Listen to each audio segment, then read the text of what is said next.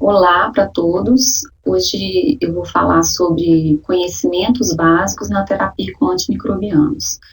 Essa é uma aula básica sobre o assunto e a gente vai abordar os aspectos gerais do uso de antimicrobianos na prática clínica e os riscos e benefícios de se usar a terapêutica correta nas enfermidades corretas, né? De se associar o antimicrobiano de acordo com o perfil daquela doença e com o espectro de micro-organismos que a gente tem que cobrir em cada patologia.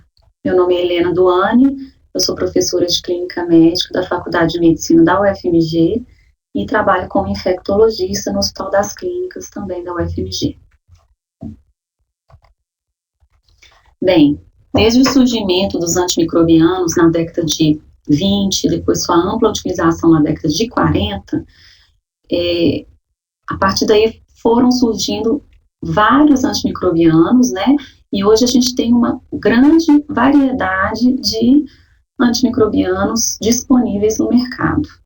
A gente usa antimicrobiano com várias finalidades, para terapêutica de humanos, terapêutica veterinária e também na parte de agricultura. Por causa disso, né, além da resistência que acontece dentro dos hospitais e na comunidade, nós temos também o desenvolvimento de resistência na agricultura, na pecuária, e isso é devido ao uso excessivo de antimicrobianos, muitas vezes que é desnecessário, né. No caso dos humanos, né, da medicina, além de usar desnecessariamente, esse uso pode trazer consequências para o paciente, né? Se você utilizar um antimicrobiano de forma inadequada, você pode ter efeitos adversos importantes, toxicidade medicamentosa, interações medicamentosas que podem levar a maior morbidade, maior mortalidade deste grupo. O uso também inadequado do antimicrobiano nesses pacientes pode aumentar o tempo de internação hospitalar, o que aumenta o custo da internação e também a mortalidade, e o uso por muito tempo, né, por tempo prolongado, leva ao aparecimento de resistência bacteriana e a emergência e disseminação dessa bactéria que pode ser multiresistente. Além, isso tudo aumenta o custo da saúde, né, dentro do hospital e também na comunidade. Então, a OMS, a Organização Mundial de Saúde, coloca como uma das principais coisas a serem abordadas pelas pesquisas e pelos serviços de saúde, pelas entidades governamentais, é que a gente faça o uso racional de antimicrobianos, para evitar que cada dia mais tenham mais cepas resistentes, como essa daqui que eu mostrei aqui, né? Então, aqui a gente vê uma Klebsiella, que é um bastonete gram-negativo, que é resistente a praticamente todos os antimicrobianos que a gente tem disponível. Neste caso aqui, sensível somente à amicacina, que é um antimicrobiano que, apesar de ter um espectro bom, ele é ototóxico, nefrotóxico, e é uma droga que não é de primeira linha para tratamento da maioria das infecções. Outro exemplo, o Enterococcus faecium, que é um gram positivo, que é resistente também à vancomicina, que é a droga de escolha para tratamento quando se tem resistência à ampicilina. Então, o uso inadequado leva ao aparecimento do que a gente chama que os leigos chamam de superbactérias, né? Bactérias que a gente não tem opção terapêutica para tratar aquele doente.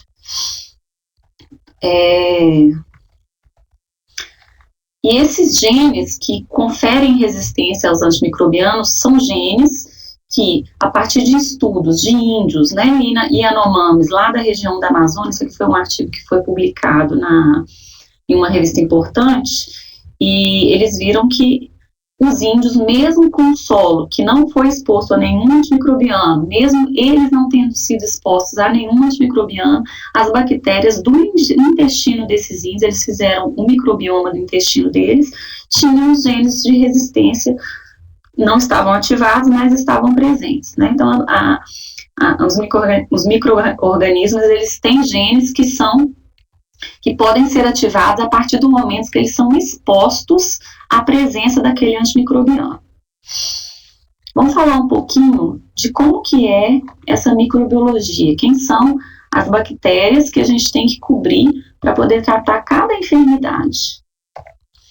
Então, as bactérias aqui para a gente, nós vamos classificar como gram-positivos, os gram-negativos, que são as enterobactérias, os anaeróbios, as bactérias atípicas, e existe um outro grupo de gram-negativos, que são os não fermentadores, que são gram-negativos, também podem estar no intestino, né, mas não são enterobactérias, eles têm outras propriedades que fazem com que eles tenham mais mecanismos de resistência.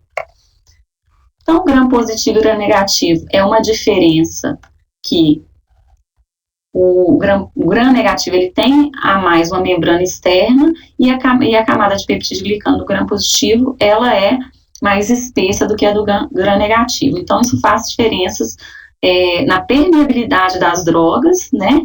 E também, na hora que você vai identificar essas bactérias, você consegue ver diferença na coloração do gram. Uma descora e a outra não descora de acordo com as etapas que a gente faz para poder avaliar, né, que é o gram, tá? Então, você fixa primeiro e depois você consegue descorar, os gram negativos descoram com acetona e os gram-positivos não descoram. Mas isso para a gente não é tão importante, é só para a gente lembrar esse conceito básico.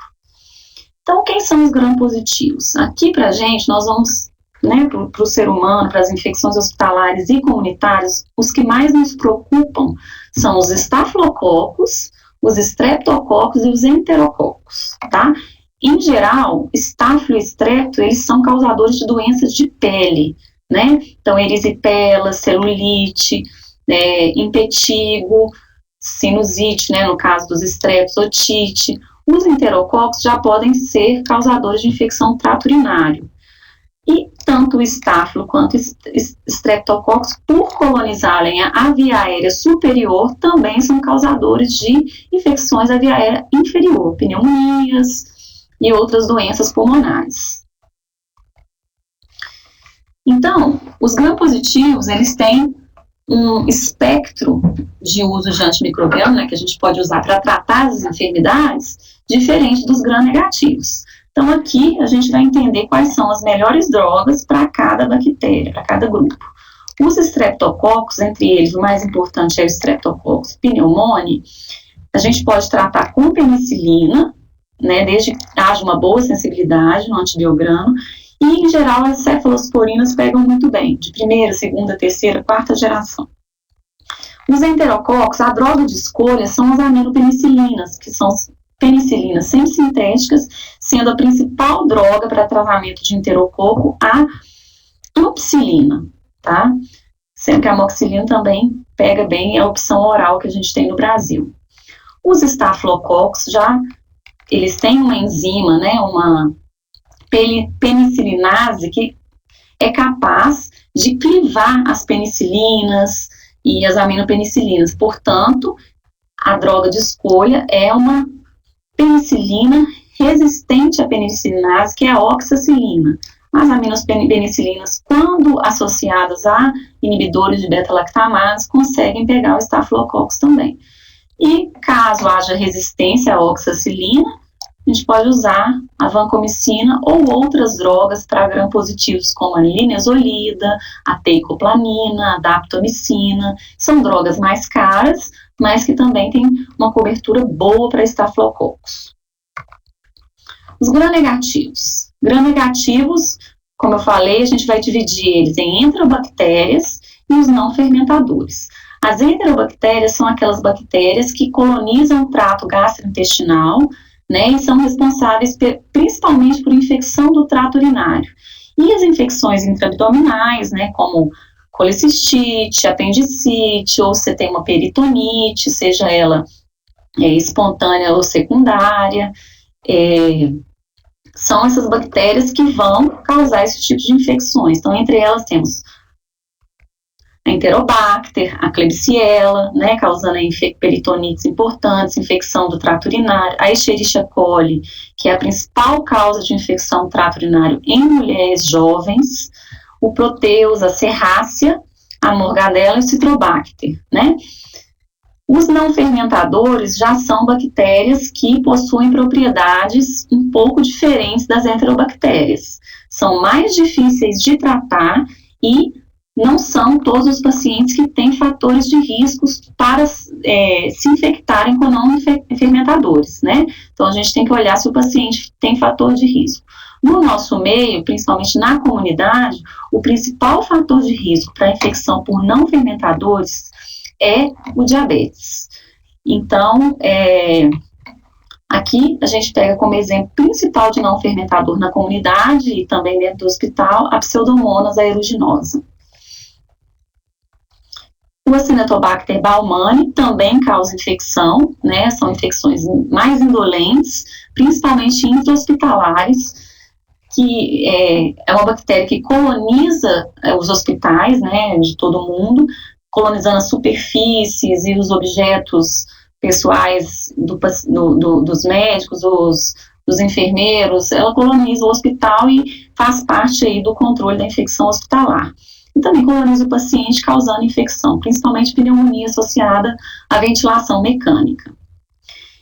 Esses não fermentadores, eles são oportunistas, né? Eles não são naturais da nossa pele, eles estão ali porque existe algum grau de imunossupressão ou alguma exposição.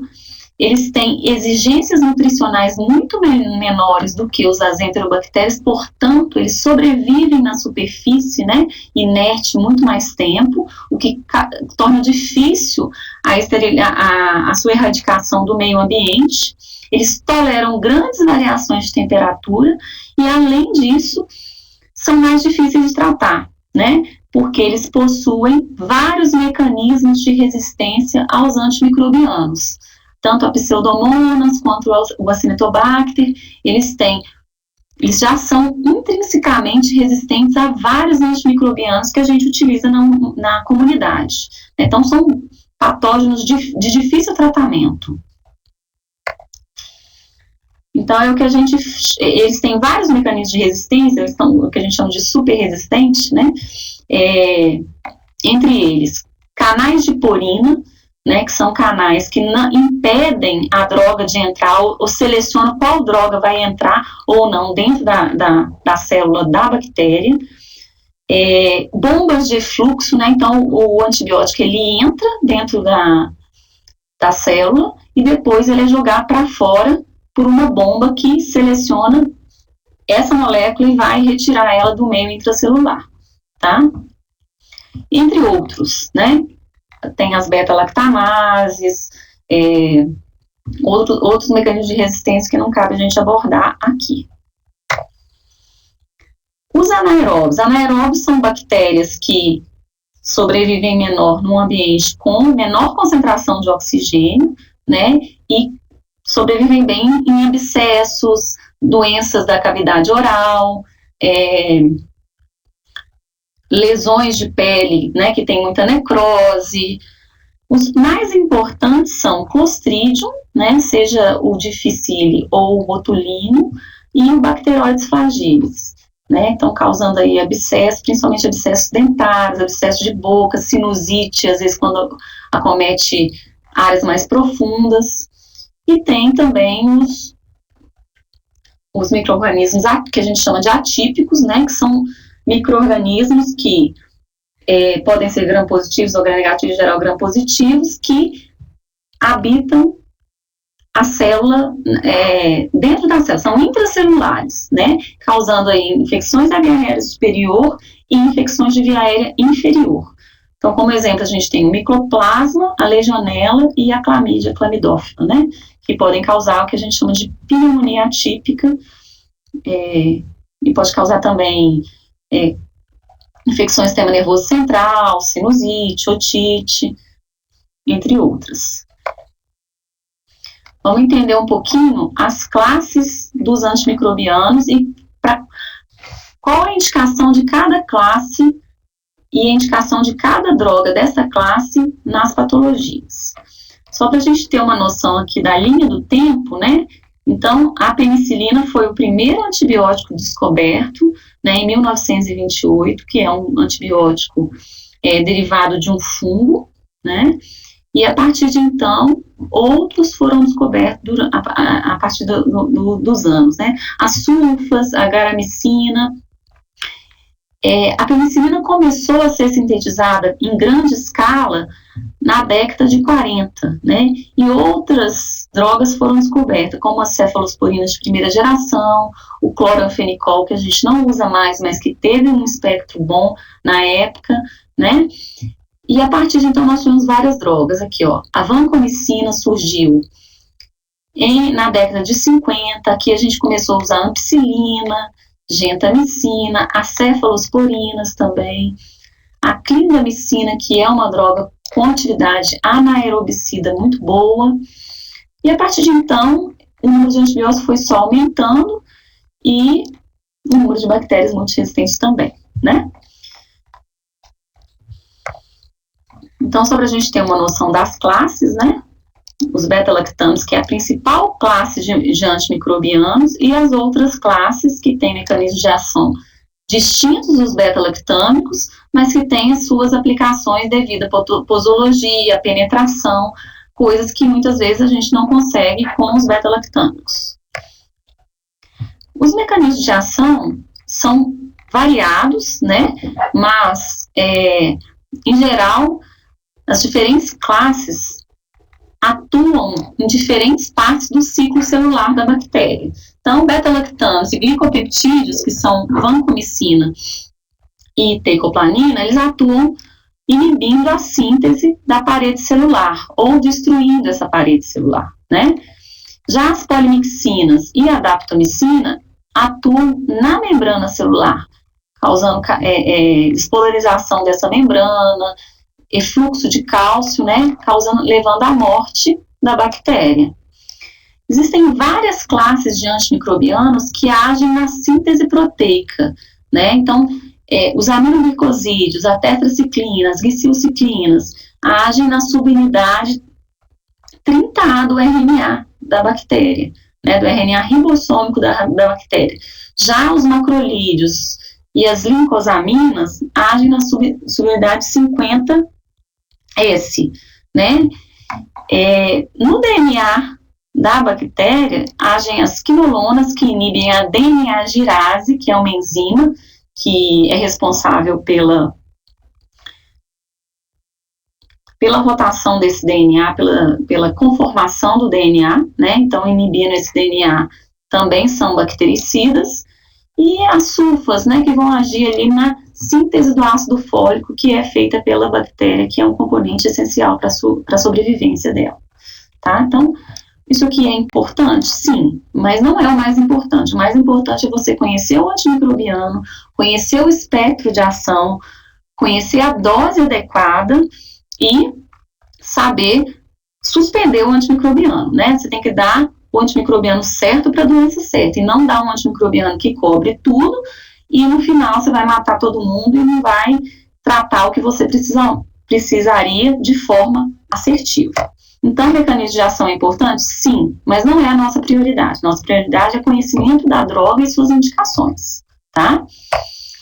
Então, vamos começar pelo beta-lactâmico. Beta-lactâmico é uma classe grande, né, que existem 4 subclasses, mas as 3 mais importantes são as penicilinas, as cefalosporinas e os carbapenêmicos, tá?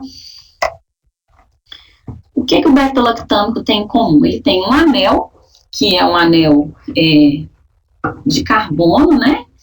Que esse anel, ele é responsável por se ligar na proteína ligadora de penicilina, que é uma proteína que faz a síntese da parede celular da bactéria.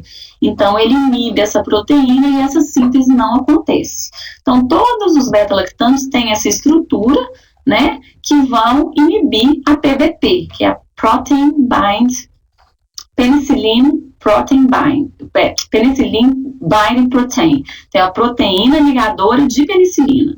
Essa é a função anel, né, desses dois anéis na molécula da proteína. Cada beta-lactâmico, ele tem uma cadeia, né, lateral que varia. Então, as penicilinas, as cefalosporinas, os carbapenemes têm cadeias diferentes e, por isso, eles têm maior resistência à clivagem por uma enzima que chama beta-lactamase. Então, a beta-lactamase é uma enzima que vai clivar o anel beta-lactâmico, inibindo a sua ação, impedindo que ele tenha ação sobre a PBP da bactéria que sintetiza a parede celular, tá? As penicilinas. Penicilinas, então, são 4 classes, as mais importantes. As naturais, que são aquelas que são derivadas da penicilina, que é extraída, né, do fungo penicillium, né? Então, a penicilina G cristalina, que é uma forma venosa, né, que é usada de 4 em 4 horas para tratamento principal de neurosífilis, sífilis ocular, né, e pode tratar meningite por pneumococo também. No caso de crianças em que a etiologia, né, da sepse ou da pneumonia é mais provável de ser o pneumococo em geral, se ele for sensível, você pode dar a penicilina cristalina, tratamento de pneumonia, e sepse neonatal por streptococcus. Existe a penicilina procaína, que é também, né, as mesmas indicações da cristalina, mas menos utilizada. A benzatina, que é uma forma de depósito intramuscular, que é dada para o tratamento da sífilis primária e secundária e a sífilis latente. E a penicilina V, que é a PENV oral, que é a única droga oral das penicilinas naturais, que a gente não utiliza muito na prática mais, mas ela é usada ou era usada para profilaxia de endocardite em pacientes portadores de febre reumática. Depois disso, né, houve o aparecimento de resistência à penicilina por bactérias como o Staphylococcus, foram sintetizadas as aminopenicilinas, que é a ampicilina e a amoxicilina, que são drogas que a gente tem na forma venosa e na forma oral. Ambas, além de pegar os Streptococcus pneumoniae, os outros Streptococcus também pegam o enterococo, né, e pegam um pouco o Staphylo aureus, mas se associados aos inibidores de beta-lactamase. Então, as aminopenicilinas têm um espectro maior do que as penicilinas naturais por cobrirem o enterococcus, fécio e fecais quando sensíveis. O Staphylococcus aureus, ele desenvolveu uma beta-lactamase, uma penicilinase, que é uma enzima que cliva o anel beta-lactâmico da penicilina natural. Portanto, foi sintetizado 2 drogas, foram sintetizadas, que é a oxacilina e a meticilina. São drogas que têm atividade anti-estafilocóccicas, né? Então, as drogas de escolha para tratamento de Staphylococcus aureus, estafilococcías, celulite por estafilococcus, são oxacilina e meticilina. Tá? No Brasil, a gente só tem a oxacilina. Existem, depois disso, foram sintetizadas drogas que têm um espectro muito maior. Inclusive, elas pegam a pseudomonas, que é um gram-negativo, se associadas a inibidores de beta-lactamase, né? Entre elas, temos a piperacilina, que no Brasil, a gente tem a sua forma associada ao tazobactam, que é um inibidor de beta-lactamase, monobactâmico. Ela associada ao beta-lactam tem uma boa cobertura para pseudomonas, né? E as outras enterobactérias que são resistentes muitas vezes às cefalosporinas de 2ª e 3ª geração. Vamos falar um pouquinho de um caso clínico aqui? Então, esse é o Caio tem 27 anos, ele está com uma dor no tornozelo há 5 dias, depois que ele foi jogar bola com os amigos. Ao exame, você observou que ele estava estável, bem perfundido, apresentava um edema de membro inferior esquerdo, o local estava quente, muito eritematoso e eritematoso até a raiz da coxa. Você pediu um hemograma e o global de leucócito veio de 25 mil e a PCR veio aumentada de 230. Você olhou a lesão do Caio, o Caio ficou com um pouquinho de vergonha e te mostrou essa lesão aí. A perna dele estava com bolhas e ele tinha sinais de infecção interdigital, talvez por fungo, né? Porque ele jogava muito bola e ficava com a meia molhada, então ele tinha tendência a ter essas micoses interdigitais. E essa micose provavelmente foi a porta de entrada para a bactéria infectar o resto do tecido subcutâneo desse paciente, né? Derme e epiderme. A principal causa das infecções de pele e partes moles na comunidade são os streptococcus e os estafilococos, né? Geralmente, Staphylococcus aureus e o streptococcus pode ser várias espécies, né? Piógenes, entre outros.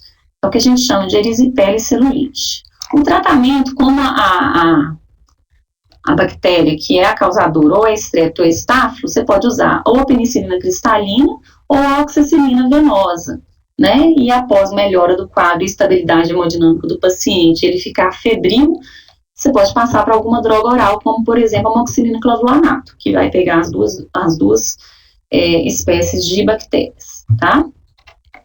Então não precisa nesse caso de você cobrir isso aqui com vancomicina. O paciente é um paciente da comunidade, ele nunca tomou antibiótico, né, a não ser uma vez ou outra na infância, não é um paciente que tem comorbidades, então, a princípio, você tem que cobrir somente as bactérias de pele, que são os estreptos e estáfilos, né. Agora, cefalosporinas. Cefalosporinas, no momento, nós temos 5 gerações, então são drogas de amplo espectro, principalmente quanto mais aumenta a geração, maior aumenta o espectro, e são drogas muito bem, com espaço, né, de utilização na prática clínica muito bom, porque elas podem ser utilizadas em pacientes que têm alergia à penicilina. Existe sim uma resistência cruzada, né, uma incidência de alergia. Quem tem alergia à penicilina pode ter alergia à cefalosporina também, mas essa incidência comum entre as duas classes é em torno de 10 a 20%, tá? Então não é tão comum. Primeira geração, nós temos a mais importante aqui, a cefazolina e a cefalexina. Cefazolina é uma droga venosa, né, que cobre muito bem gram-positivos e os estafilococos, e a cefalexina é uma droga oral, que também vão cobrir bem os gram-positivos e pega um pouquinho de gram-negativo, que não seja resistente. Já a segunda geração é uma classe que tem menos aplicabilidade no mercado, né? Então a gente não tem muito espaço para ela aqui, e então a gente puxa para a terceira geração, onde a droga estrela é a ceftrexona. Quando a gente passa da primeira e segunda geração e vai para a terceira geração de cefalosporinas, o que a gente observa é uma melhora da cobertura para gram-negativo e uma piora, né, da cobertura para estáfilo. Então, cefazolina e cefalexina pega muito bem Staphylococcus aureus, né, Staphylococcus em geral, pega muito bem enterococo, mas pega mal gram-negativo. Quando você vai para a terceira geração, ceftrexona, cefotaxima, ceftazidima, que são drogas venosas, melhora essa cobertura para gram-negativo, então as enterobactérias são todas cobertas pelas cefalosporinas de terceira, mas o streptococcus também, mas o staphylococcus piora um pouquinho, tá? Só para a gente lembrar que enterococo, que é aquela bactéria gram-positiva que causa infecção do trato urinário, né, ela não é possível de tratamento, ela não é sensível a nenhuma cefalosporina, nem de primeira, nem de segunda, nem de terceira, nem de quarta, nem de quinta, tá? Quarta geração, tem o cefepime, a ceftazidima, na verdade, é uma cefalosporina de terceira geração, mas ela tem uma atividade contra a pseudomonas, então ela fica ali entre a terceira e a quarta, mas pela estrutura dela, ela é de terceira, tá? E a vantagem do cefepime que ele é de quarta geração, ele pega estrepto, estáfilo, e pega também enterobactérias e a pseudomonas, que é um BGN não fermentador, tá?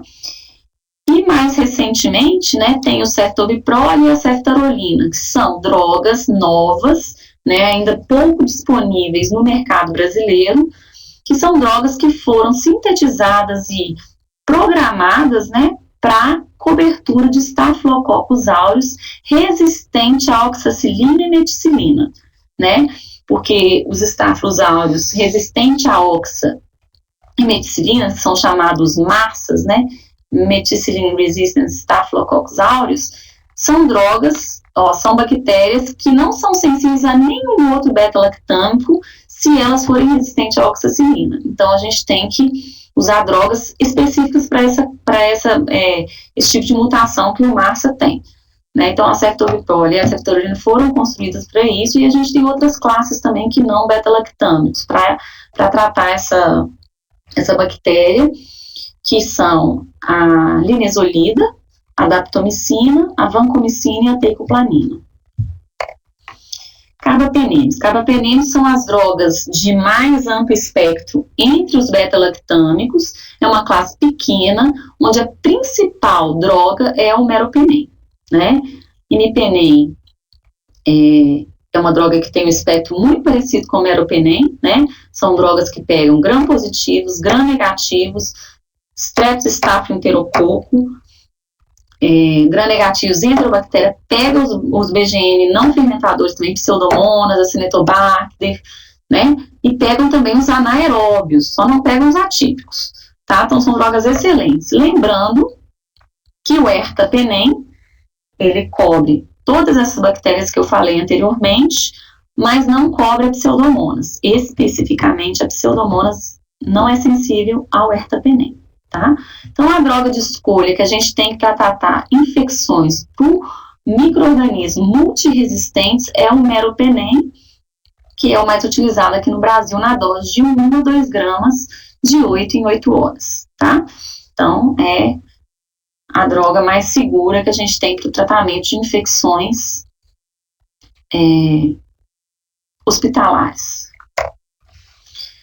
Outra classe agora, a gente mudando de classe, saindo das penicilinas, saindo dos beta-lactâmicos, vamos começar a entender os aminoglicosídeos. Aminoglicosídeos é uma classe de drogas muito antiga, né, que apesar da sua eficácia antibacteriana ser muito grande, o espectro de ação também é ampliado, tem uma toxicidade importante, né? Então, são drogas que têm grande toxicidade renal e toxicidade otológica. Então, o paciente ele pode desenvolver insuficiência renal aguda pela droga, principalmente necrose tubular aguda, e ter problema de audição por uso prolongado da droga, zumbido, audição, tonteira, vertigem, né? E a gentamicina e a amicacina são drogas de uso venoso, tá? A tobramicina e outras já existe na forma de pomadas e colírios, são muito tóxicas para uso venoso. O que a gente observa hoje é que muitos micro-organismos multiresistentes, como por exemplo, o que a gente conhece como KPC, né, que é a Klebsiella produtora de carbapenemase, são resistentes a meropenem, são resistentes aos outros beta-lactâmicos, a ciprofloxacino, né, as quinolonas, e o que sobra para a gente tratar essas bactérias são os aminoglicosídeos. São as drogas de escolha, mas lembrando que são extremamente tóxicos e são drogas que apresentam um menor efeito, principalmente para pneumonia, né? A gente tem pouco benefício, não pouco benefício, mas tem pouca utilização dessa droga nesses casos. Infecção do trato urinário são drogas que penetram muito bem no rim e são drogas de escolha para o tratamento, se possível, né? Os glicopeptídeos já são antimicrobianos, que são uns antimicrobianos de estrutura complexa na forma de polipeptídeo. E dentro dessa classe a gente tem vancomicina e a teico. Então, a vanco e a teico são drogas que têm cobertura exclusiva para gram-positivos. Então, principalmente Staphylococcus aureus resistente à oxacilina e os enterococos resistentes à ampicilina. Os streptococcus também são cobertos por essa classe, mas em geral a gente não tem a resistência à penicilina ou a cefalosporina, ela não é tão disseminada quanto o MRSA e os enterococos resistentes à ampicilina. Glicopeptídeos também são drogas que só têm opção venosa e são drogas de grande toxicidade renal e também podem causar surdez. Macrolídeos. Macrolídeos são drogas, é uma classe extremamente utilizada, né, na comunidade, nos centros de saúde e nos pronto-atendimentos, porque é a droga de escolha para o tratamento das infecções de vias aéreas superiores, sinusite, faringite, otite, principalmente de adultos, né, que criança a gente não tem tanta indicação.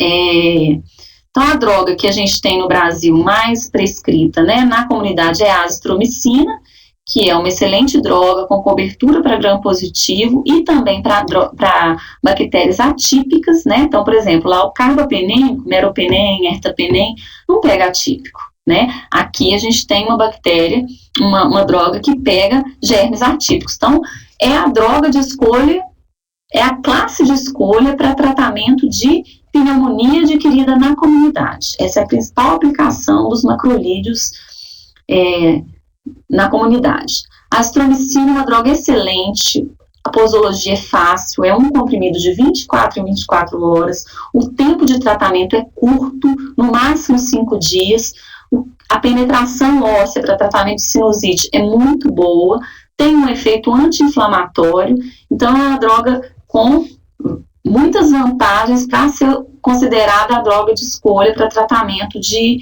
infecções de vias aéreas. Claritromicina também tem a mesma aplicabilidade da ácitro, né, mas a diferença é que ela é de 12 em 12 horas, o que dificulta, né, um pouquinho, mas 12 em 12 horas está ótimo, perto de 8 em 8 da amoxicilina, né. A eritromicina é menos utilizada por seus efeitos gastrointestinais, né, dá muito diarreia, às vezes náusea, vômitos, mais toleradas em crianças, tá? E nas gestantes também, que a gente escolhe a eritromicina como tratamento. Vamos ver mais um caso? Esse é o Rodrigo, ele tem 45 anos e ele começou com um quadro de tosse secretiva súbita, febre muito alta e dor para respirar, uma dor assim nas costas quando ele ia respirar. Ele não tem nenhuma comorbidade, ele não bebe, ele não fuma, ele é saudável. Alerta, quando você for examinar, ele estava bem, né? Um pouquinho prostrado, mas estava bem. Mas estava com a frequência respiratória de 25 e uma pressão arterial de 130 por 95. Ele não é hipertenso, a pressão dele geralmente é isso mesmo. Qual que seria a sua hipótese diagnóstica? O que você solicitaria para esse paciente? Você internaria esse paciente e o que você prescreveria? Bem, pensando aqui na hipótese diagnóstica, se ele tem febre alta, tosse, dor para respirar, então ele tem sintomas de irritação pleural, né? Ele está taquipneico, mas está bem. Pode ser que seja uma pneumonia comunitária, a princípio não grave, né? Então, o que eu solicitaria para esse paciente era um raio-x para confirmar a minha hipótese diagnóstica. Vamos ver se ele tem uma consolidação. Ele fez o raio-x e aqui está a consolidação, ó. É uma pneumonia, né? Pneumonia do lado direito. Para ver se eu vou internar esse paciente ou não, eu vou fazer um score que chama CURB-65.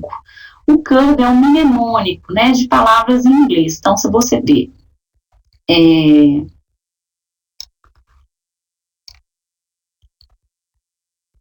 blood pressure, que é o B, que é a pressão do paciente, a pressão dele está boa, 130 por 95.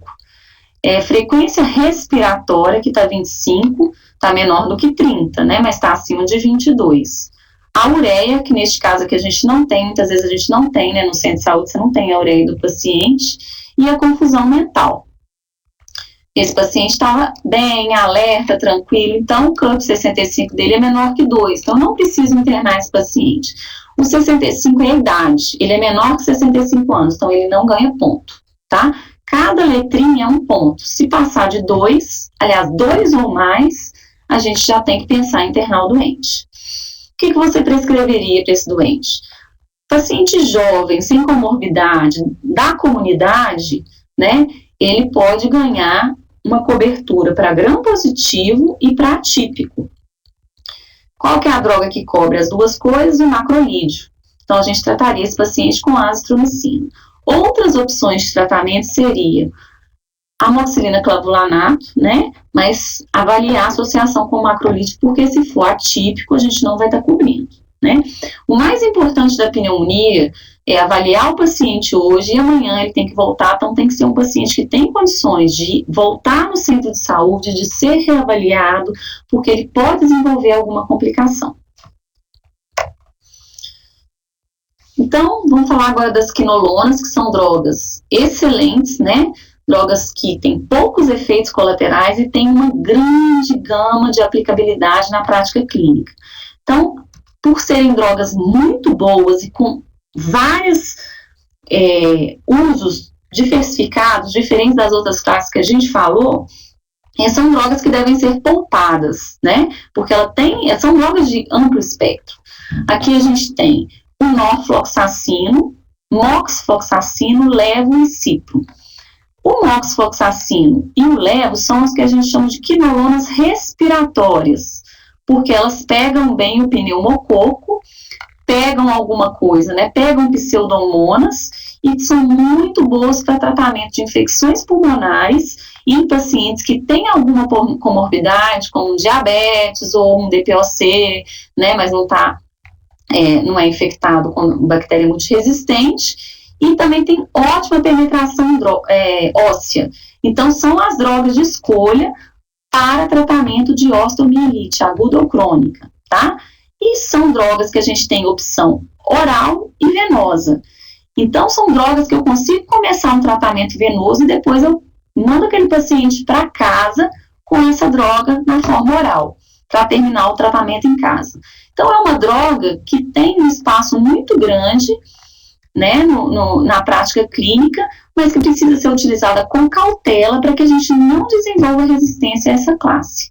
O que a gente observa hoje em dia é um aumento da resistência a quinolonas na comunidade, que faz com que essa classe perca sua validade para o que ela realmente precisa ser utilizada, que é o tratamento de infecções em pessoas que têm fatores de risco, né, para pseudomonas no pulmão, e também tratamento de osteomielites, entre outros, que a gente só tem como opção oral as quinolonas, tá?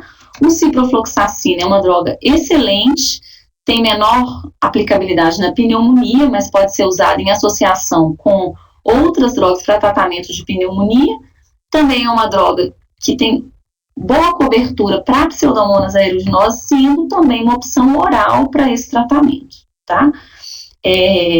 Todas essas drogas são boas para tratamento de infecção do trato urinário baixa, e a infecção alta, pielonefrite, o norfloxacino não pode ser utilizado porque ele não tem, ele só tem penetração na via renal baixa, tá? Ele não consegue fazer uma boa penetração sanguínea, ele não dá muita nível sérico, tá? Então, aplicabilidade das quinolonas: infecção do trato urinário, infecção de via aérea superior, as infecções de via aérea inferior e tratamento de DPOC exacerbado quando o paciente tem mais fator de risco. As quinolonas, então, elas são drogas consideradas de amplo espectro, elas pegam os gram-positivos, os gram-negativos, inclusive os não fermentadores, muitos deles, e pegam os atípicos também, tá? Uma menor cobertura para anaeróbico. Então, pega muita classe de bactéria, então a gente tem que tomar cuidado e poupar essa droga, né? Polimixina. Polimixina é uma droga também antiga que voltou a ser utilizada principalmente no ambiente intra-hospitalar devido ao aparecimento de resistência bacteriana, principalmente das enterobactérias, né, que começam a produzir resistência a carbapenêmico, e a droga de escolha, que é menos nefrotóxica e tem melhor desfecho terapêutico, são as polimixinas. São duas as polimixinas, né, mais utilizadas, a B e a E. Lembrando que polimixina pega só gram-negativo, não tem nenhuma cobertura para gram-positivo. Então, não é uma droga que a gente usa sozinha como empírica. Você tem que ter certeza que você tem um gram-negativo que está causando aquela infecção, né? Então, você vai começar essa droga junto com outras, e depois que você viu que é um gram-negativo mesmo e que a polimixina vai cobrir aquele sítio e aquela bactéria, você pode escalonar e deixar só a polimixina, tá? O espectro, então, dela é bem curtinho. É uma droga que é tóxica, né? Principalmente nefrotoxicidade, não tão grande quanto a aminoglicoside, mas tem, e neurotoxicidade, que é importante, principalmente se o paciente vai tomar algum tipo de anestésico, pode ter alguma reação adversa nesses casos, tá? Vamos falar um pouquinho do que a gente tem no posto, né? Eu falei de algumas classes, não falei de todas, porque são muitas, e eu acho que vocês têm que ter uma visão mais geral. Não falei das sulfas, mas as sulfas têm uma aplicabilidade não tão importante mais na prática clínica, porque a gente tem muita resistência à sulfa, né? A principal aplicabilidade da sulfa no centro de saúde é o tratamento de infecção do trato urinário, né? O Bactrim, que é o sulfametoxazol trimethoprim, e pode ser usado também em osteomielite, pé diabético, tá? Em alguns casos que a bactéria é sensível, tá? Mas tem a resistência da Escherichia coli ao Bactrim, ela pode ser mais alta dependendo da região que você tá. O clavulin, que é a amoxicilina clavulanato, na verdade isso aqui é um nome de marca, né? Que é usado aí, que é a droga carro-chefe do centro de saúde, que é uma droga de um espectro mais ampliado, né? Que infecção de via aérea superior, faringite, sinusites, otite média aguda, pode ser usado para infecção do trato urinário, né? Erisipela, pé diabético. Então, é uma droga que tem um amplo espectro de ação e de aplicabilidade clínica, né? É uma droga que tem poucos efeitos colaterais, a absorção oral é muito boa, então é a droga de escolha aí pra gente, para as principais infecções. A amoxicilina pura, sem o clavulanato, já é mais arriscado você utilizar, porque muitas enterobactérias são resistentes à amoxicilina pura, né? Então, a presença do clavulanato é importante para inibir as beta-lactamases, mesmo de bactérias da comunidade, tá? Então, não é mais a droga de escolha, a gente prefere a amoxicilina associada ao ácido clavulânico. A azitromicina, então, é um macrolídeo que a gente tem no centro de saúde, né? Que serve para tratamento também de vias aéreas e de otite, né?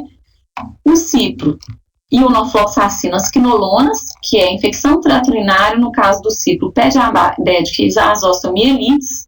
Cefalexina é a droga de escolha para tratamento de infecção do trato urinário em mulheres grávidas e naquelas pessoas que têm alergia à penicilina, né? Então, é a droga que a gente deixa para esses casos, né? Pode tratar abscessos ou infecções de peripartes moles também, mas vamos deixar essa classe mais para esses casos aqui, porque é uma classe de maior espectro e que induz muita resistência, tá? A bezetacil, que é a penicilina benzatina, que a gente vai deixar somente para sífilis, pode ser usado também para faringite e petílico, mas nesses dois casos aqui a gente tem opção oral. Bezetacil, ela é intramuscular e como ela muitas vezes está em falta no mercado, a prioridade dela é para o tratamento da sífilis primária, secundária e latente. A ceftriaxona é a segunda escolha para tratamento de sífilis. Quando a gente não tem a penicilina, a gente usa a ceftriaxona. A cura com ceftriaxona, ela tem uma porcentagem menor do que com a penicilina, então a droga de escolha continua sendo a penicilina. Mas, às vezes o paciente tem alergia, ou não tem penicilina disponível, a gente vai usar a ceftriaxona. Ela também é utilizada na sua forma intramuscular para tratamento da gonorreia. Juntamente não, ou a azitromicina ou o cipro, mas a gente já tem observado a resistência a ciprofloxacino do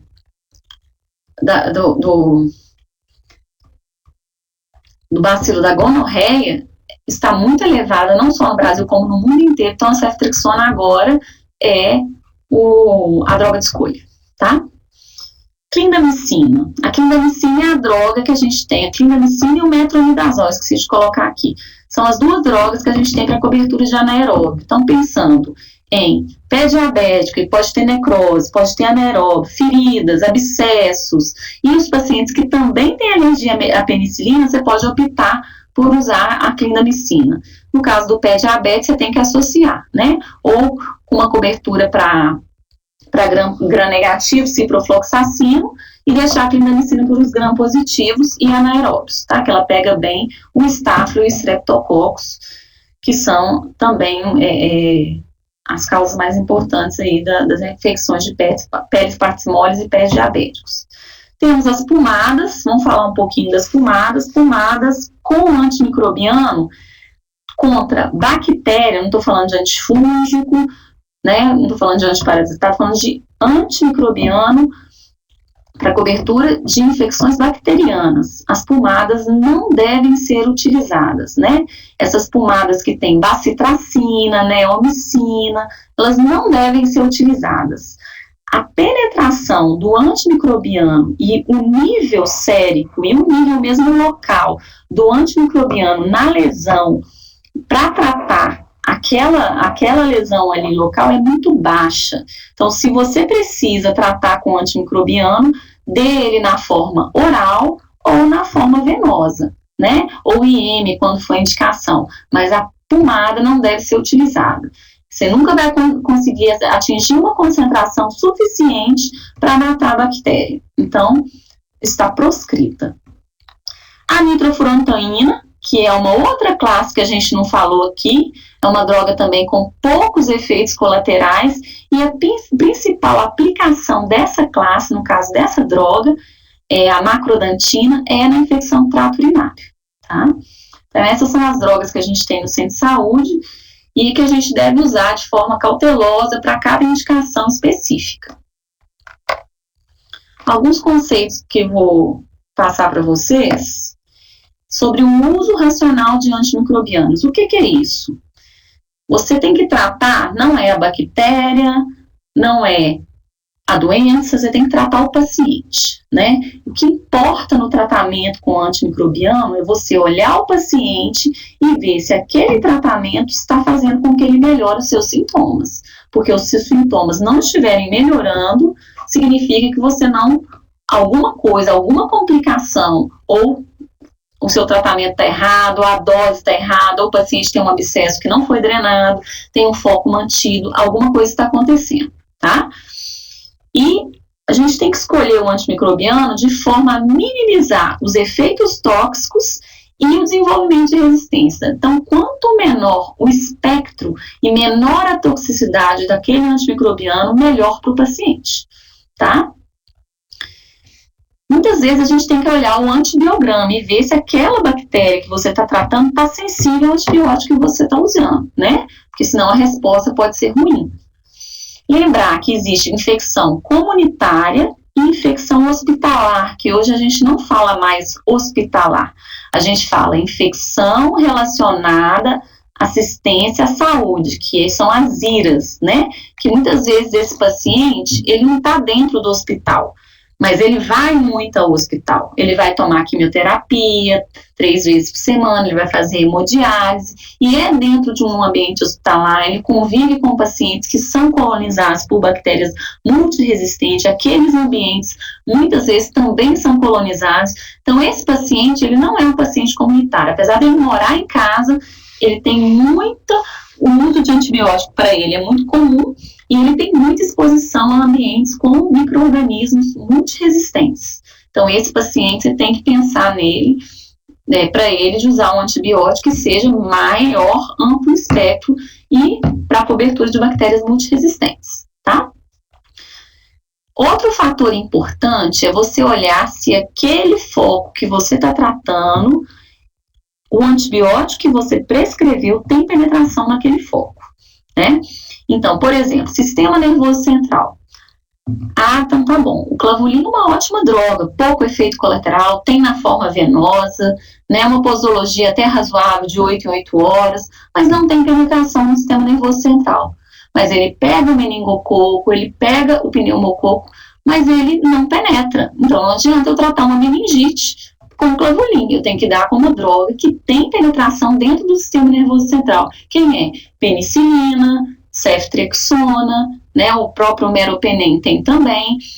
clindamicina, mas o clavulin não dá. A piperacilina tazobactam tem um ótimo espectro de ação, mas também não penetra bem, né? Então a gente tem que saber olhar, consultar, né, nos livros de antibiótico ou em outras fontes para ver se existe penetração do antimicrobiano naquele foco.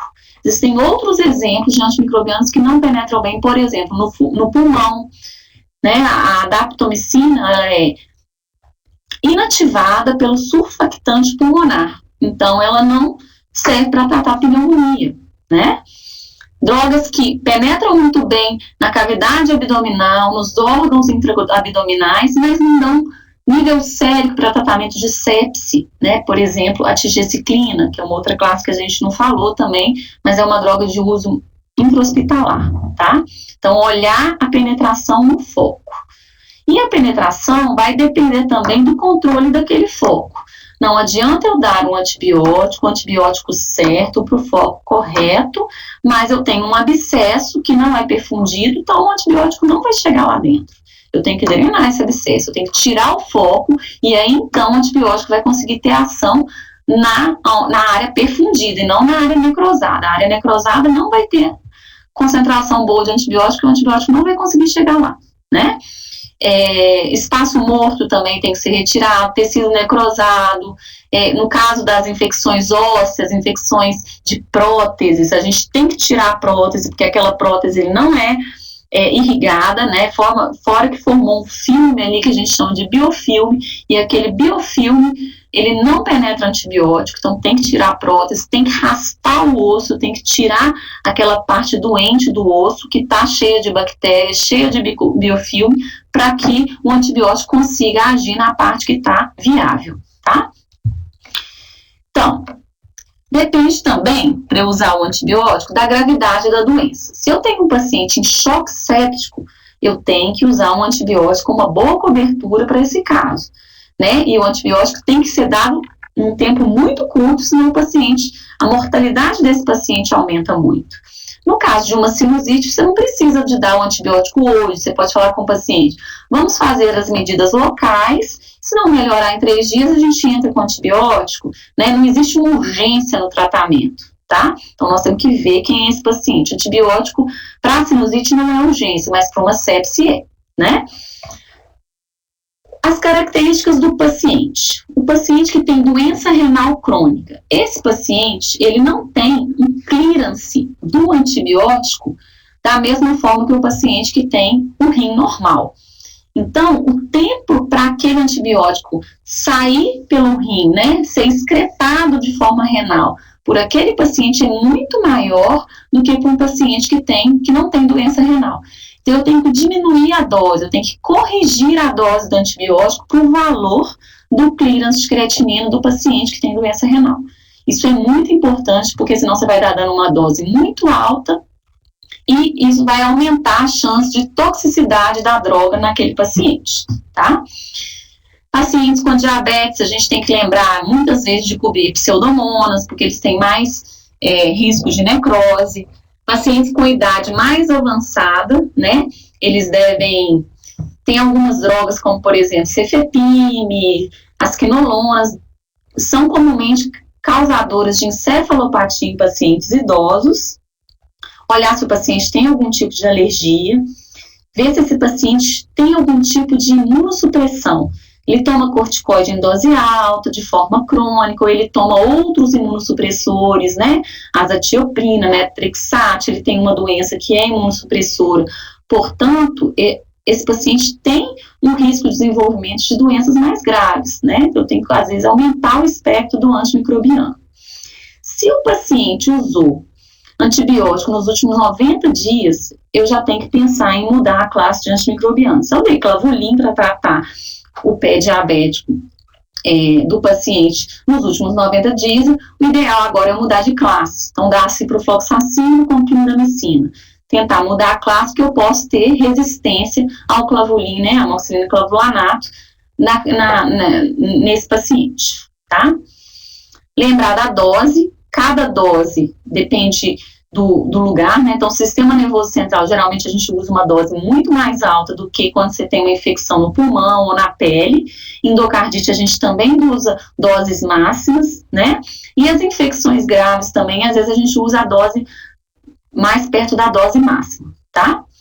Se o paciente não tem condição de via oral, essa droga tem que ser aplicada de forma venosa, né? Se o paciente tem condição de via oral, prefira sempre a via oral. Ele não tem diarreia, ele não está vomitando, ele está absorvendo bem, ele não está grave, ele está perfundindo bem o intestino, eu vou conseguir uma boa absorção oral dessa droga para causar um nível sério que seja suficiente para tratar a infecção, vamos preferir a via oral sempre. Então, dentro do ambiente hospitalar, por exemplo, é importante o switch, né, que é a troca da via venosa pela via oral assim que for possível, tá? E usar o antibiótico com o menor espectro possível. Então, pensar no antibiótico que seja bom para o paciente, primeiro tem que ser bom para o paciente, dirigido àquele patógeno que causa aquela infecção, na dose correta e pelo tempo correto. Aí sim, você tem que pensar nessas 4 coisas. Aí você vai conseguir tratar direitinho aquele paciente. Então, vamos pegar mais um caso aqui. Essa é a Bruna. A Bruna tem 22 anos e começou com um quadro de disúria, algúria e polaciúria há um dia. Não tem febre, não tem dor suprapúbica. Ela está bem, mas está muito incomodada porque fica dando vontade de ir no banheiro toda hora. O que você faria nesse caso? Então, você é o médico da Bruna, você é uma pessoa mais conservadora, talvez prescrevesse líquidos para ela, bebe bastante água que vai melhorar. Não, eu vou tratar a Bruna, vou começar um antibiótico empírico, não vou pedir cultura, vou tratar com um antibiótico empírico que cobre, em geral, a infecção do trato urinário, que é a cistite, em pacientes mulheres jovens sem comorbidades, que é o caso da Bruna, né? Não, eu vou pedir primeiro uma cultura, que aí eu vou ver direitinho como é que eu vou tratar essa paciente, para eu não errar na hora de escolher o antibiótico. O que você faria nesse caso? O correto aqui, primeira pergunta que você tem que fazer. Precisa usar remédio? Precisa dar antibiótico nesse caso? Uma cistite numa paciente jovem sem comorbidades, eu preciso de dar antibiótico? O que você acha? Né? Cistite, para quem já teve, é extremamente desconfortável. Existe risco de progressão para pielonefrite e sepse, né? Então, tem que tratar sim, tá? Tem que tratar. Por quê? Porque o sintoma é desconfortável pelo risco de progressão da doença. Então, a gente estabeleceu o diagnóstico sindrômico e anatômico, então eu sei quais são os sintomas que ela tem, eu sei que o sintoma dela não envolve o sistema como um todo, só é local, então é uma doença local, e o local de infecção é o trato urinário, onde a principal bactéria causadora de infecção do trato urinário é uma enterobactéria, né? Então eu já sei o que eu tenho que tratar. Uma enterobactéria, não é estáfilo, não é estrepto, não é não fermentador, é enterobactéria. Então eu vou escolher um antimicrobiano que penetra na bexiga e cobre enterobactéria, né? Então, a resposta nesse caso aqui é o ATB empírico. Neste caso, como tem sintoma, não adianta dar líquido, tem que tratar pelo risco de progressão e pelo sintoma. Pedir urocultura não precisa, tá? 95% das infecções de trato urinário em mulheres jovens sem comorbidades, né? E nós estamos falando de infecção do trato urinário baixa, que não é pielonefrite, não tem febre, não tem dor, é só aquele sintoma mesmo de irritação baixa. Neste caso, você pode começar antibiótico empírico pensando em Escherichia coli ou outra enterobactéria que também vai ser coberta pelo antibiótico empírico que você vai dar. Pode ser amoxicilina clavulanato, que é de 8 em 8 horas, pode ser o ciprofloxacino, um comprimido de 12 em 12 de 500, ou o norfloxacino também é uma droga que pode ser utilizada. O próprio Bactrim pode ser utilizado, né? Lembrando que no centro de saúde a gente tem todas essas, né? E os efeitos colaterais são pouco importantes, tá? Não precisa de pedir urocultura nesse caso, não precisa de pedir cultura. Ela não tem comorbidade, ela não interna muito, ela só teve um quadro, ela não usou antibiótico recente, né? Então, a gente consegue prever que naquele sítio o que ela vai ter é enterobactéria. Então, eu já sei o que é, eu estou tratando de forma sindrômica, tá bom? Então, como que a gente erra? A gente erra tratando a Bruna como internando ela, né, ou não tratando ela, pedindo cultura, ou no caso de infecções virais, como por exemplo, infecções de vias aéreas superiores, eu trato com antibiótico, eu não consigo esperar aquele paciente, ver se ele tem critério para uso de antibiótico, então eu uso antibiótico sem necessidade, dessa forma eu estou errando, né? Muitas vezes o médico está no pronto atendimento, está no posto de saúde, a quantidade de pacientes para atender é muito grande, existe uma pressão, né, para que se resolva o problema de forma rápida, ele prescreve um antimicrobiano para o paciente não voltar, né, porque amanhã ele não vai melhorar, ele vai voltar lá querendo antibiótico, ou é a forma mais rápida de você prescrever alguma coisa e às vezes não colher uma boa história, não fazer uma boa anamnese, examinar de forma adequada e conseguir identificar os fatores que te falam que aquilo realmente é uma infecção bacteriana ou não, né? Existe uma pressão da indústria farmacêutica também, né, que quer que a gente use mais antimicrobianos e os mais modernos. Quando a gente usa um antimicrobiano que tem um espectro muito grande para um problema que não necessita, eu estou errando. Então, por exemplo, a infecção do trato urinário da Bruna, o norfloxacino estaria de bom tamanho, não precisaria de eu usar uma droga com maior espectro, né? E pensando na comodidade posológica, então, drogas que são uma vez ao dia são mais prescritas do que aquelas que são 3 vezes ao dia, 4 vezes ao dia, né? E muitas vezes essas drogas têm um espectro de ação maior, né? Por serem mais modernas e tal. Exemplo é o levofloxacino.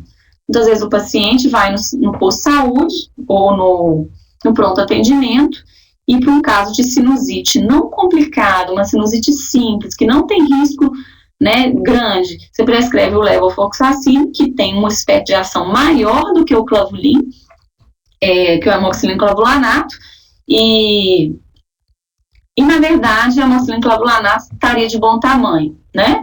Mas o levofloxacino é de 24 em 24 horas. O clavulin, o amoxicilina clavulanato é de 8 em 8 horas. Então, a posologia influencia na escolha do tratamento, né? Então, às vezes, a gente tem que evitar isso. Então, a primeira coisa que a gente tem que pensar é que você tem que tratar primeiro a sua ansiedade de tratar aquele paciente. Muitas vezes o paciente não tem critério de infecção bacteriana, mas o médico, por insegurança, por falta de tempo de avaliar o caso, por falta de experiência, prescreve um antimicrobiano para garantir que está tudo certo, está tudo coberto. Se for infecção, eu estou tratando, né?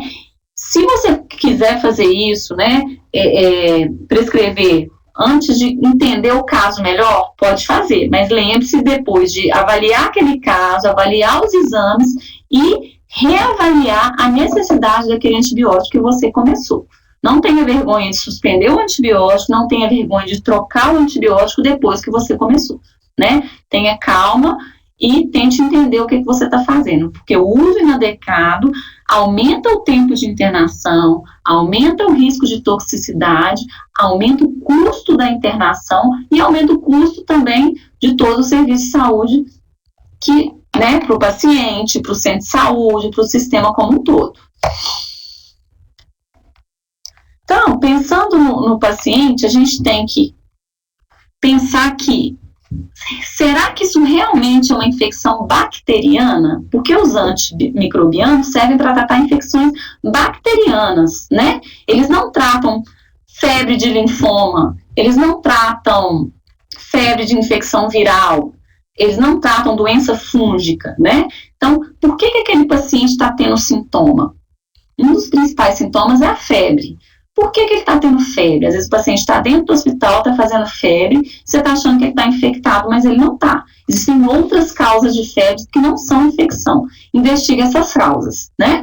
Às vezes o paciente tem um acesso venoso periférico, que está ali com uma flebite, com um local irritado, tem uma infecção superficial ali, mas aquilo é uma reação inflamatória, pode até ter alguma bactéria, mas não está causando doença sistêmica, né? É uma infecção controlada, uma irritação que está controlada, que basta que você tire aquele acesso do paciente e não precisa de dar antibiótico, né? Existem outras causas de febre, como linfomas, doenças hematológicas, doenças neoplásicas, né? Que não precisa dar antibiótico, tá? Olhar os dados epidemiológicos do paciente e pedir os exames. Quando eu falo de dado epidemiológico, voltando aqui, às vezes o paciente está tendo uma febre e ele tem, na verdade, uma leishmaniose, ele tem um baço aumentado, um fígado aumentado, ele mora numa área endêmica, e aí você está tratando com antimicrobiano, e, na verdade, aquilo é uma infecção por um parasita que deve ser tratado com a droga específica, né? Então, não é com antibiótico, eu tenho que dar uma droga que cubra a leishmaniose, né? Outra coisa, então, quando você suspeita da infecção, você tem que identificar qual é o local da infecção.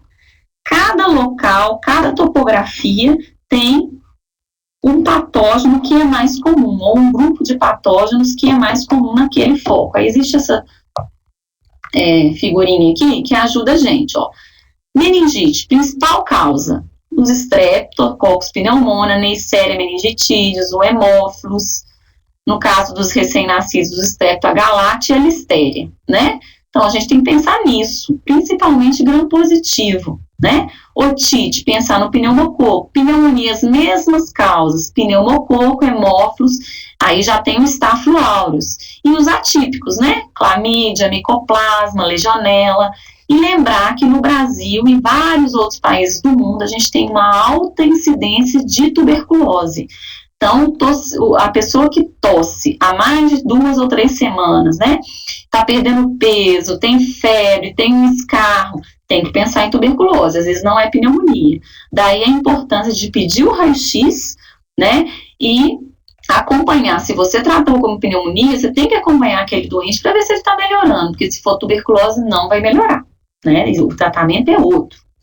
Infecções de pele e partes moles, aqueles que eu falei com você. Staphylo e Strepto. E a Pseudomonas? A Pseudomonas está aqui pensando nos pacientes com fatores de risco, como os diabéticos, né, portadores de doenças crônicas, pacientes em hemodiálise. Aí a gente tem que cobrir Pseudomonas mesmo para infecção de pele. Principalmente se tiver áreas de necrose, muitas bolhas, né, uma infecção mais virulenta e mais patogênica, né? Sinusite, a mesma causa de otite, e as infecções do trato urinário são as bactérias do intestino, né? A E. coli é a principal, as outras enterobactérias, Klebsiella, Proteus, os Staphylococcus saprofíticos, principalmente em mulheres, né, idade jovem, e a Pseudomonas muito menos comum, mas com os mesmos fatores de risco para as infecções de pele, principalmente diabéticos e pacientes com doenças crônicas importantes. Então, essa figura ajuda a gente a direcionar o tratamento para cada foco que for identificado. Caso 3. Isso aqui é um outro paciente que chegou no seu consultório com sintomas urinários e uma urocultura que veio positiva para Enterococcus fecalis. Enterococcus, então, é um gram positivo, mas ele mora no intestino, diferente dos outros que moram na pele, né? E esse enterococo, ele era sensível à ampicilina, a ciprofloxacino, a vancomicina e a gentamicina 120, que é um disco de gentamicina, uma concentração de gentamicina muito mais elevada do que a usual, tá? Enterococo, gente, é uma bactéria que, apesar de ser comum, né, uma causa comum de infecção do trato urinário, não tão comum quanto as enterobactérias, mas é uma das causas, ele tem algumas peculiaridades. A principal droga para tratamento é a ampicilina, tá? O ciprofloxacino não é a droga de escolha, pode ser usado no caso de infecções leves do trato urinário, né? A vancomicina é uma droga que a gente usa de forma venosa, então, se tiver opção oral, vamos usar a ampicilina. E a gentamicina, apesar de ser sensível, né, ela é usada apenas como antibiótico sinérgico, principalmente no tratamento de endocardites por enterococo, tá? Então, associada a vanco ou associada à ampicilina, eu posso usar a gentamicina, mas nunca sozinha. Então, nos casos de infecção por enterococos, a droga de escolha vai ser a amoxicilina ou a amoxicilina clavulanato, que são as drogas que a gente tem oral, que seriam a amoxicilina é uma droga muito semelhante à ampicilina, é uma aminopenicilina semissintética, que tem o mesmo espectro de ação e é a opção oral que a gente tem disponível para tratamento de enterococos, tá?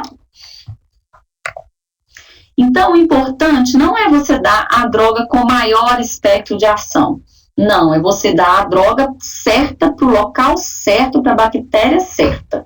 Então, é a menor espectro possível para tratar aquela infecção. E as culturas? Quanto que eu vou coletar culturas daquele paciente? O paciente com infecção de pele partes moles, ou uma pneumonia comunitária que não está grave, ou uma cistite comunitária que não está grave, esse paciente eu não preciso fazer cultura. Eu só vou fazer cultura nos casos que tem necessidade de internação hospitalar. Então, se for uma pneumonia grave, às vezes, se eu conseguir fazer um escarro desse paciente, fazer uma cultura de escarro, ou uma hemocultura é importante. Se for uma infecção do trato urinário de um paciente que tem muita comorbidade, que usa muito antibiótico, é importante eu fazer uma urocultura, porque ele já usou outros antibióticos, provavelmente ele tem resistência prévia, né? E na sepsis, nos casos graves, sempre fazer cultura, tá? Nos casos leves e comunitários não há necessidade. Então, rotina. Todas as infecções hospitalares devem ser coletadas culturas e nas infecções comunitárias graves, isso que importa. Nas outras, não precisa. Então, por exemplo, a sífilis não precisa de fazer cultura porque a gente já sabe que o treponema pálido é sensível à penicilina, né? Não existe resistência. Cistite comunitária, precisa de fazer urocultura? Não. Se for uma cistite comunitária, mulher, jovem, sem comorbidade, vou entender que aquela infecção é causada por uma enterobactéria, posso tratar empiricamente, inclusive tratar no momento da consulta, né? Sem pedir nenhum exame depois. Erisipela e celulite também já posso pensar em gram positivo, e a pneumonia comunitária não grave também não precisa de pedir a cultura. A gente já consegue pensar que são aquelas bactérias mais comuns, principalmente o Streptococcus pneumoniae. Outra característica dos antimicrobianos que a gente tem que falar é sobre a sua ação bactericida ou bacteriostática. Bactericida é aquele antimicrobiano que mata a bactéria. O bacteriostático é aquele que impede a sua reprodução, né? Mas ela vai ser destruída pelo sistema imunológico do paciente. Então, o bacteriostático, ele inibe simplesmente o metabolismo da bactéria, mas ele não causa a morte celular da bactéria no momento que você administra. Essa morte vai acontecer por mecanismos celulares do próprio paciente. Nas infecções graves, é importante que a gente use antibióticos bactericidas, né, e não bacteriostáticos. Você tem que garantir que ocorra a morte da bactéria. Você não pode contar com a atividade celular contra aquela bactéria, que é uma característica do paciente. Aquele paciente está grave, né, ele pode não ter uma resposta celular adequada, então é preferível utilizar um bactericida. Por isso que a gente usa muito os beta-lactâmicos, porque eles são drogas bactericidas nas doses mais elevadas, principalmente, né? E nos casos, por exemplo, os macrolídeos são drogas excelentes, mas que, em geral, nas doses que a gente usa, para o foco que a gente usa, são bacteriostáticas, e o paciente precisa ter um componente de atividade celular contra aquela bactéria, tá? Quanto tempo que eu vou dar um antimicrobiano para o doente? Isso depende, né? Claro que a gente tem algumas tabelinhas que respeitam a regra do 7, né? 7, 14, 21, é sempre um múltiplo de 7, mas não é assim que funciona. Você tem que olhar para o paciente e ver se ele está melhorando. Olhar o quadro clínico, olhar o foco, olhar a bactéria, né? E olhar os exames desse paciente. Então, olhar se eles têm febre. Então, o que a gente vai pensar aqui, ó? Se o paciente tinha febre como sinal da infecção, então você vai olhar a curva febril. Ele está febril há mais de 72 horas, então eu posso pensar em suspender o antibiótico. Se eu fiz um hemograma, se esse paciente tinha leucocitose, eu tenho que olhar o novo hemograma e ver se houve redução da leucocitose, né? Para ver se houve uma boa resposta clínica e suspender o antibiótico. E olhar os sinais de cada infecção. Olhar se teve melhora dos sintomas, ele está com uma infecção de via aérea superior, houve melhora do sintoma, houve melhora da dor, houve melhora da coloração da secreção. Então, pensar que é possível a suspensão. Mesma coisa no quadro pulmonar, houve melhora da dispneia, houve melhora da dor para respirar, né? Aí você pode suspender, ele está febril. Então, é o paciente que manda. Em geral, né, cada foco tem mais ou menos a mesma duração, mas você tem que individualizar também, porque às vezes uma pessoa idosa necessita de um tratamento um pouquinho mais prolongado do que uma pessoa mais jovem. Uma pessoa que tem comorbidades, ela demora um pouquinho mais para melhorar do que uma mais jovem, né? Então, por exemplo, cistite comunitária em mulheres jovens, eu posso tratar por 3 dias, 5 dias, 7 dias no máximo. Agora, uma cistite num paciente diabético, né, obeso, já teve, sei lá, toma várias medicações, às vezes eu tenho que tratar mais tempo, porque já tem alterações anatômicas que facilitam a infecção de repetição, né? Eu já falei um pouquinho aqui sobre antimicrobianos de amplo espectro, né? Quem são eles? São aqueles que vão cobrir os gram-positivos, os gram-negativos e os anaeróbios, tá? E podem alguns pegar até atípicos.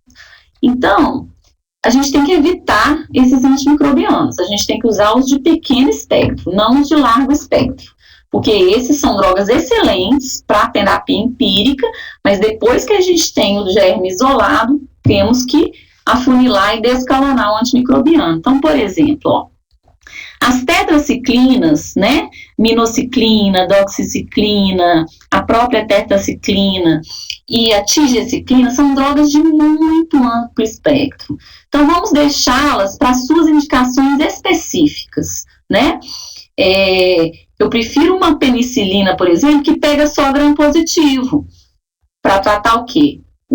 Infecção por gram-positivo. Para que eu vou dar uma tetraciclina se a infecção é só por gram-positivo? Agora, se a minha infecção for polimicrobiana, aí eu tenho que dar tetraciclina, né?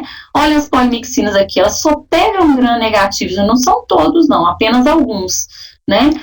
Cadê? Ó, os carbapenêmicos, não tem aqui, mas os carbapenêmicos também estão aqui, ó, gram-positivo, gram-negativo, pega muita gente, né? Então, a gente tem que preferir os antibióticos de menor espectro.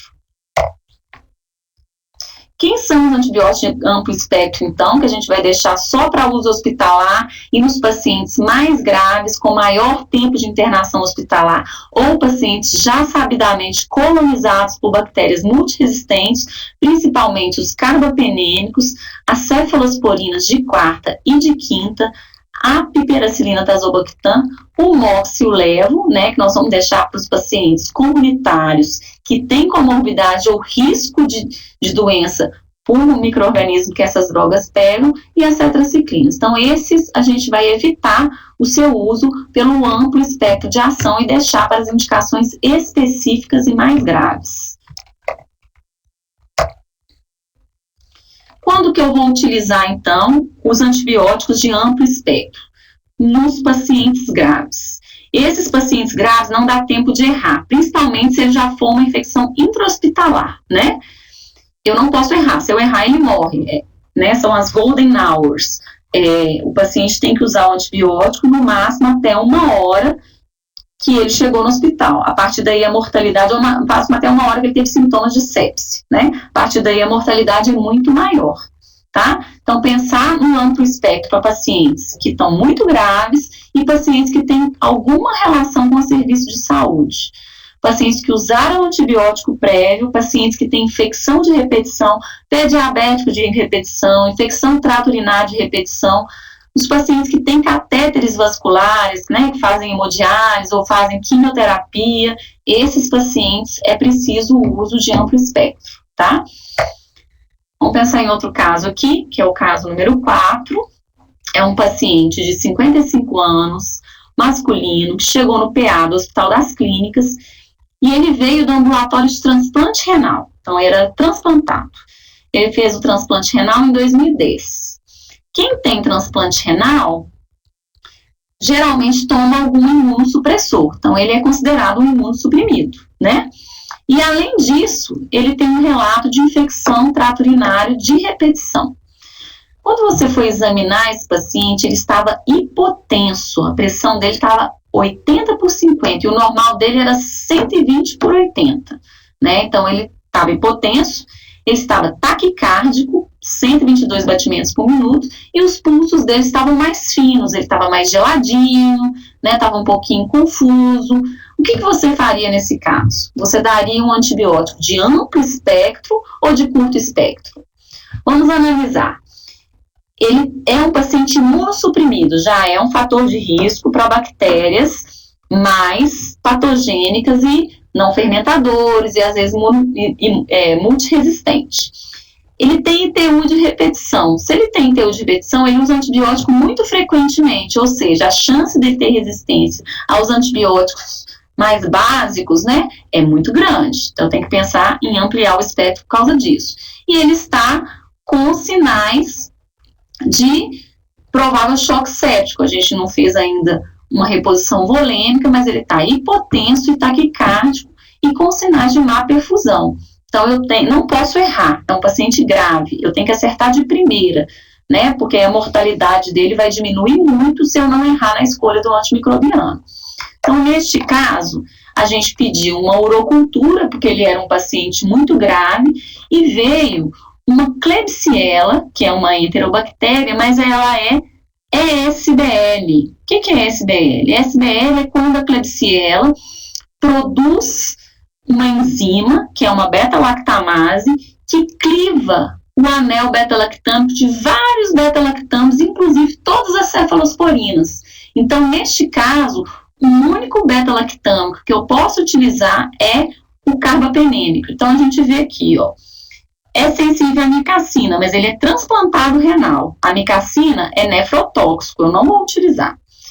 É sensível a clavulin, poderia ser uma opção, né? Mas eu não sabia, porque ele já usou várias vezes. Clavulin é uma droga que tem no posto, eu não posso errar. É resistente à ampicilina, é resistente a cefepime, ou seja, eu não posso usar nenhuma cefalosporina. Então, o que sobrou para eu utilizar aqui, que é menos tóxico, seria o meropenem, ou a piperacilina tazobactam. Mas nesse caso aqui, no caso das ESBLs do paciente muito grave, o carbapenêmico seria interessante como terapia inicial.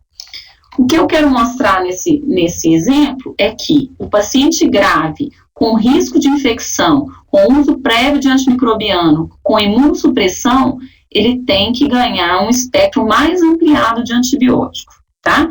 Ele tem que ser tratado com o mais ampliado possível, e depois que chegar à cultura, você consegue descalonar, mas você não pode errar, tá? Então, por exemplo, eu poderia descalonar aqui, ó, para ciprofloxacino, que é sensível, né? Mas no momento não dá para eu errar, podia ser resistente. Essas são as noções básicas que eu queria dar para vocês, essas são as referências que eu utilizei. Se tiver alguma dúvida, vocês podem procurar, né, esse é meu e-mail, podem mandar suas dúvidas, ou através do Moodle também. Muito obrigada. Abraços.